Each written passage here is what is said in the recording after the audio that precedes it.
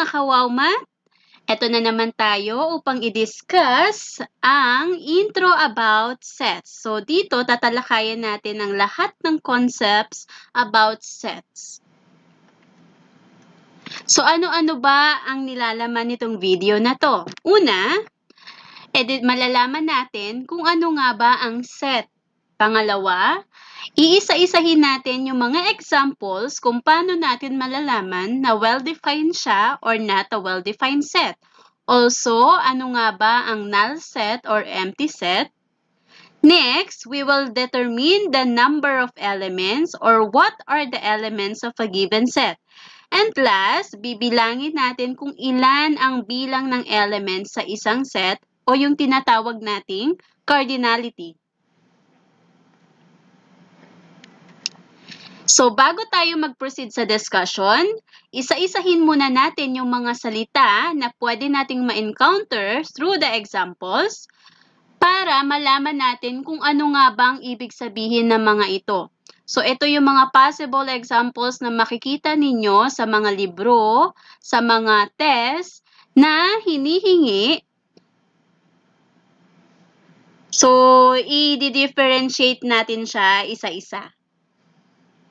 Okay, ano nga ba ang integers? So, pag sinabi nating integers, ito yung mga numbers na merong negative numbers. So, from negative infinity, 0 up to positive infinity. So, mga negative numbers, 0 and positive numbers ang kabilang sa integers. Next, whole numbers. So, pag sinabi nating whole numbers, lagi itong nagsisimula sa 0.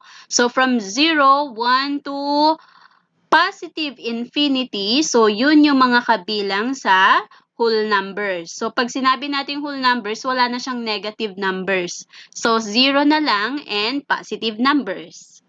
Next, counting numbers or natural numbers. Ito naman yung mga numbers na nagsisimula o ang kabilang dito ay 1 up to positive infinity. So, from the word itself, counting. Saan ba tayo nagsisimulang magbilang? So, sa 1, 2, 3, 4 up to positive infinity. So, mawawala na dito yung 0. Kapag yan merong 0, ibig sabihin, whole numbers yun. Okay? Next, even numbers. Even numbers starts with 2, 4, 6, 8, 10, and so on and so forth. It's like multiples of 2. It's like skip counting by 2s. Add numbers. Ito naman yung mga numbers na nagsisimula sa 1, followed by 3, 5, 7, 9. Okay. So, iyan ang pagkakaiba ng even at odd numbers. So, dapat ma-familiarize tayo sa mga words or terms na to para pag nakita natin siya na ibinigay as example, alam natin kung anong ibig sabihin. Another. We have prime numbers. Pag sinabi naman nating prime, ang tanging multiplier niya lang ay 1 and itself. So, halimbawa, 2. Ang 2, we only have 1 times 2 to get a product of 2. Ang 3, 1 times 3 to get a product of 3. 5, 7, 11, also 13, also 17, also 19. So, those are examples of prime numbers. Next, composite numbers. These are numbers na hindi lang 1 in itself ang factors niya. Halimbawa, si 4. Ang 4, bukod sa 1 times 4, pwede tayong magkaroon ng 2 times 2. Si 6, bukod sa 1 times 6, meron siyang 2 times 3. Halimbawa, si 12. Meron siyang 1 times 12, 3 and 4, 2 and 6. So, those are examples of composite numbers. So, 4, 6, 8, 9, 12, 10. Now, why is it that we do not have 1? Okay. Always remember that 1 is not a prime nor composite. Why? 1 is a special number. So, hindi siya kabilang sa prime nor composite numbers. Because 1 is a special number. Next, perfect squares. So, pag sinabi naman nating perfect squares, these are the product. Ito yung mga product ng mga number na minultiply natin by itself. Halimbawa, the number is 1. 1 times 1, the product is 1. Therefore, 1 is a perfect square. 2. 2 times 2, the product is 4. Therefore, 4 is a perfect square. So, when we are multiplying the number by itself, the product is called a perfect squares. Another example, 5 times 5, that is 25. Therefore, 25 is a perfect square. Also, 36, 49, 81, 100, because 100, 10 times 10. Next, multiples. Multiples, it's like skip counting. So, if you are asked, kung tinatanong kayo, give the multiples of 3. So, we will have 3, 6, 9, 12, 15. Multiples of 5, 5, 10, 15, 20. So, it's like skip counting.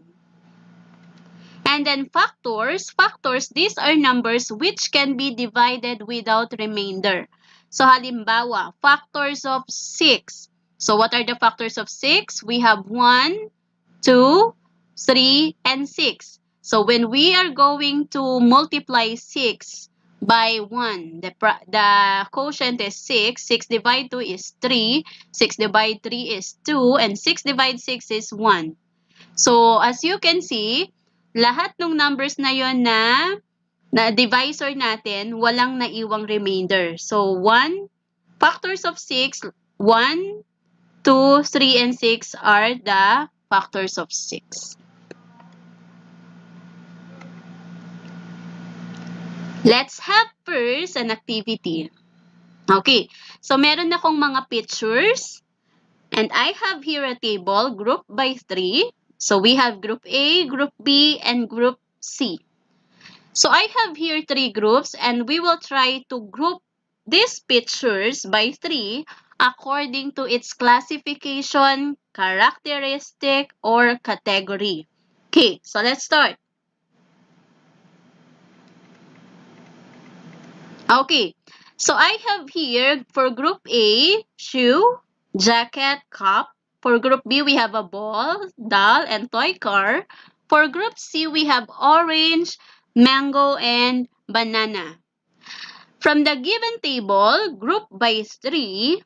So for group A, we have shoe, jacket, and cup. For group B, ball, doll, and toy car. For group C, we have mango, orange, and banana. Okay. Now, pwede bang si doll isama ko sa group A? Pwede bang si shoe isama ko sa group C? Pwede bang si banana isama ko sa group B? And then yung toy car isama ko sa group C. So, bakit kaya hindi natin sila pwedeng isama doon? Okay. So, for group A, we have shoe, jacket, and cup. Bakit sila yung magkakasama? Because group A are set of objects that can be worn. So, ito yung sagot sa tanong natin kanina kung bakit hindi natin pwedeng isama yung mango, yung toy car, because group A are all objects that can be worn.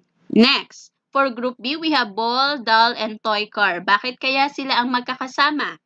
Because group B is a set of toys. And then for group C, this is a set of fruits.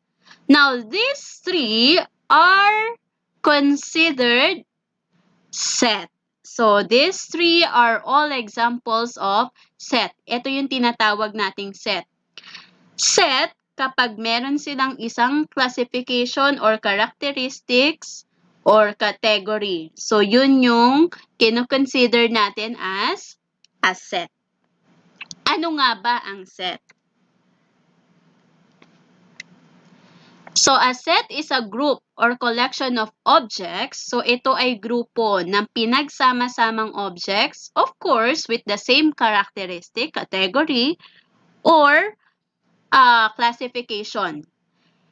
Remember that a set is named using capital letters. So, kagaya ng example ko kanina, yung group name nila, set A, set B, and set C are capital letters. So, gumamit ako ng capital letters kasi hindi pwede ang small kapag nag-name tayo ng set.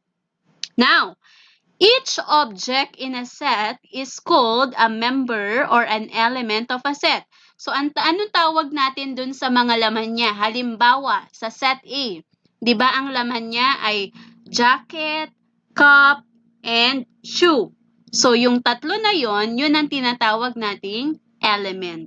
So, ang tawag dun sa mga members or objects na makikita mo sa loob ng isang set ay element. What is an element? So this is our symbol for element. And this is our symbol for not an element. So tingnan nyo yung pagkakaiba. You just have to put slash pagdating sa not an element. Pero pareho lang siya. May slash lang yung not an element. So dapat alam natin kung paano siya gagamitin. Okay, let's have an example. Set A is a set of school days in a week. So, ano-ano ba yung school days in a week? Yung mga araw lang na may pasok. We have Monday, Tuesday, Wednesday, Thursday, and Friday. So, etong Monday, Tuesday, Wednesday, Thursday, and Friday are called members or elements of a given set. So, ito yung tinatawag nating elements. So, pag tinanong kayo, what are the elements of set A, Monday, Tuesday, Wednesday, Thursday, and Friday? Next, paano ba natin ginagamit ang symbol? Okay, so ang symbol, so halimbawa, I have here Monday. Monday, how do we read this? Is an element of set A. Kasi, from the given example, ang Monday is part siya ng school days. So, Monday is an element of set A. Thursday is an element of set A. Now, obviously, hindi naman tayo pumapasok ng Sunday. So, Sunday is not an element of set A. So, take note of the symbol used. Next, Saturday is not an element of set A. Okay. Next, set B is a set of counting numbers less than 5. So, take note of the word less than. Pag sinabi nating less than, mas mababa. Mas mababa sa 5. So, ano nga ulit ang counting numbers? Saan nagsisimula? Kanina, nagsisimula siya sa 1. Okay. So, ano-ano yung mga counting numbers na mas mababa sa 5? So, we have 1, 2, 3, 4. Okay. So, itong 1, 2, 3, 4 ang tinatawag nating elements ng counting numbers less than 5. Next. Set B is a set of primary colors. So, ano-ano ba yung mga primary colors? We have yellow, red, blue. So, itong yellow, red, and blue are the elements of set B, which is the set of primary colors. Okay, let's have more example. I have here set A, even numbers, set B, the set of odd numbers, set C, the set of counting numbers. Okay, so kagaya nga ng sinabi ko kanina, even numbers, 2, 4, 6, odd numbers, 1, 3, 5, 7, and set C, counting numbers, starts with 1. Okay, so fill in the blank with element or not an element. Okay, so 2, is it an element or not an element of set A? Punta kayo sa A. Ang sabi, ang A ay even numbers. Ang 2 ba ay even numbers? Yes. So, therefore, that is an element. Next, 7. Is 7 an element or not an element of set C? Ang set C ay counting numbers. So, ang 7 ba ay considered as a counting number? Yes. So, that is an element. Next. Negative 2. Is negative 2 an element or not an element of set C? Ang negative 2 ba ay kasama sa mga counting numbers? No. So, therefore, this is not an element because negative 2 is an integer. Next. 8 is not an element of set B because 8 is not an rather an odd number. So, ang 8 ay hindi siya odd number. So, therefore, this is not an element. Next. 3. Ang 3 ba ay element or not an element of set B? Balikan natin ang set B. Sabi, odd numbers. So, ang 3 ba ay odd number? Yes. So, this is an element. And the last one, we have 5. 5 is blank of set A. Ang 5 ba ay even number? No. So, this is not an element.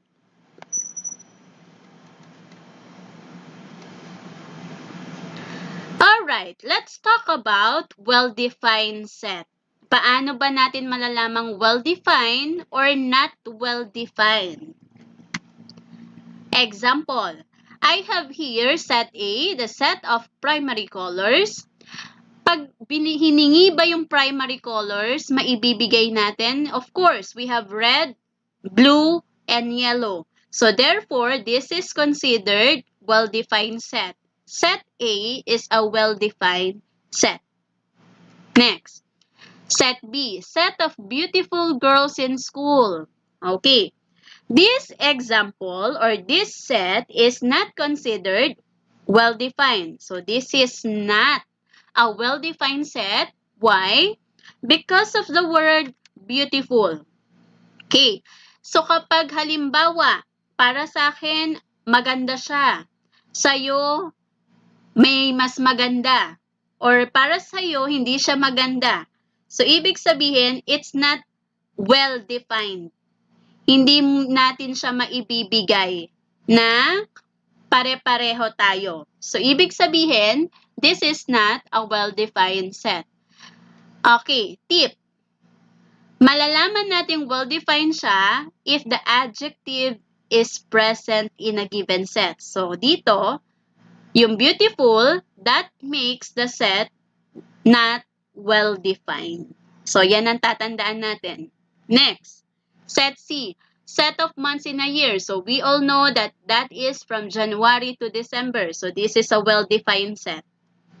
Set D, set of a popular actor. So, this is, again, not a well-defined set because of the word popular. Next, E, set of excellent singers. So, this is also not well-defined because of the word excellent. What if for me, siya ang magaling, gusto kong singer, siya ang magaling kumanta.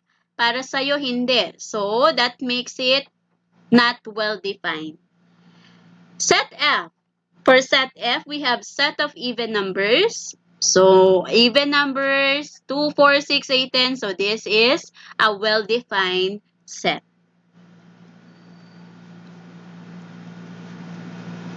Next, empty set or null set. A set with no members or elements. So, kapag ang set mo ay walang members or elements, wala siyang laman, ibig sabihin, that is an empty set or null set. So, meron tayong symbol na ginagamit dyan. For empty set, it looks like a bracket. For null set, it looks like a oval with a slash. So, again, we can make use of symbol for empty set and null set. What are the examples? Set of triangles with 4 sides. So, set A is the set of triangles with 4 sides.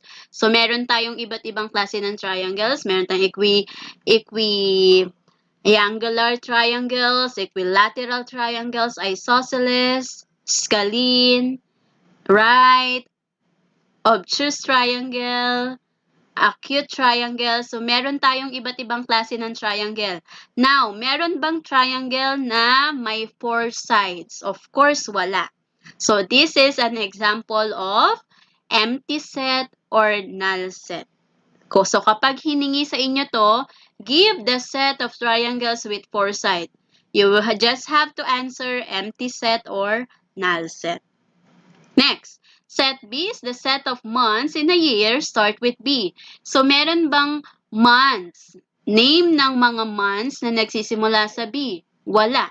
We only have J, A, M, S, O, V, N, D. Wala tayong B. So, ibig sabihin, this is also a null set or empty set. Set C, set of whole numbers less than 0. We all know that a whole number starts with 0. So, meron pa bang mas mababa sa 0? Wala. So, this is also an example of empty set or null set. Next, cardinality. This refers to the number of elements in a given set. So, kapag ang hinihingi naman ay bilang, pinabibilang kung ilan ng elements, that is already cardinality. We are already talking about cardinality. It is denoted by the symbol small letter n. Again, it must be small. How do we read this? Cardinality of set A. So it is written as small letter n and then the name of the set enclosed by parentheses. Again, the symbol for cardinality is small letter n and then the name of the set enclosed by the parentheses. So this is an example. Okay. So I have here set A, set of primary colors. So for set A, we have yellow, red, blue. Now, kapag ang tinatanong ay cardinality, ibig sabihin number, bilang ng elements. So, for the set of primary colors, we have yellow, red, and blue. We have 3 elements, right? So, we will be writing cardinality of set A is equal to 3. So, 3 is a number. 3 is the number of elements. So, small letter n, the name of the set enclosed by the parentheses, and then the number of elements. Another example, school days in a week. So for set B, we have Mondays to Fridays. So how many elements do we have? 1, 2, 3, 4, 5. So we have cardinality of set B. Take note, it is already B because the name of the set is B. Cardinality of set B is equal to 5 because we have 5 elements. Meron tayong 5 elements na nakapaloob sa set B. Now, what if there is no elements in a given set? What will be its cardinality? Example, set of days in a week starts with A. Meron bang araw na nagsisimula sa A? Monday, that is M. Tuesday, Thursday, that is T. Wednesday is W. Friday is F. Saturday and Sunday is S. So, meron ba? So, kapag tinatanong ang cardinality, I know some of you will answer empty set or null set. But, this is wrong. Okay, why? Remember that the cardinality refers to the number of elements. You should have written the number. Okay? So, ang ilalagay natin ay number, bilang. Kung ang tinatanong ay, what are the elements of days in a week starts with A, ito ang pwede nating isagot, empty set or null set. Kasi wala ka namang ilalagay na elements. Pero kung ang tinatanong ay cardinality, since it refers to the number of elements, bilang, so dapat ang ilalagay natin ay the cardinality of set A is equal to 0. Okay? Remember that. So, ulitin ko, kung ang tinatanong ay ano-ano ang mga elements, you should answer empty set or null set. Pero kung ang tinatanong ay cardinality, so ibig sabihin bilang, so ang ilalagay natin ay 0. That's all for this video. Thank you. And don't forget to like, subscribe, and click the bell button. Again, this is Wow Math.